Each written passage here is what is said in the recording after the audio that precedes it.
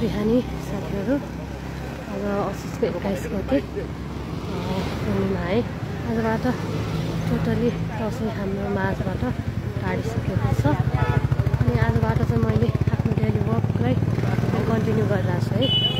अनि आजबाट नै हाम्रो यो आदिनाथको मेला लाग्छ। गोपेश्वर भगवान श्री आदिनाथको जुन पूर्णिमाबाट मेला लाग्छ आजबाट स्टार्ट भएको छ है।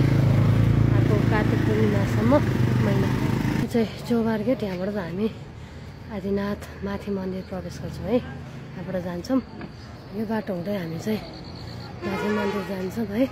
जो कोही आउने सोच हुनुहुन्छ आदिनाथको यो सिँढीलाई नछोड्कन जानुभयो भने ठ्याक्कै मन्दिर पुग्छ। अनि उताबाट गाडीको बाटो नै छ है, त्यहाँ पनि पुगिन्छ।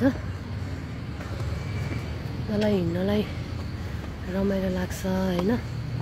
उहाँहरू चाहिँ यो बाटो हिँड्नु होला, एकदमै आनन्द मिल्नेछ हजुरहरूलाई। यो बाटो कन्टिन्यू हिँड्दैछ है तपाईँहरू। यसबाटै पिपलको रुख है। यहाँबाट हामी फेरि कन्टिन्यू माथिसम्म जान्छौँ।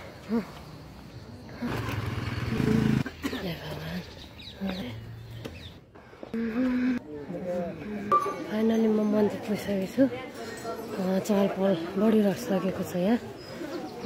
जय श्री आदिनाथ। गोपेश्वर भगवान श्री आदिनाथको जय हो। आजको माहौल है, सुरुवात भएको माहौल। जय श्री आदिनाथ। पूजा नै छ है, एकदम रमाइलो माहौल छ। सबैजनालाई यो आदिनाथ मेलामा गर्छु है। आज मान्छे टन्नै हुन्छ, मङ्गलबार पनि भयो, सुरुवातको दिन पनि भयो है। जय श्री आदिनाथ भगवान।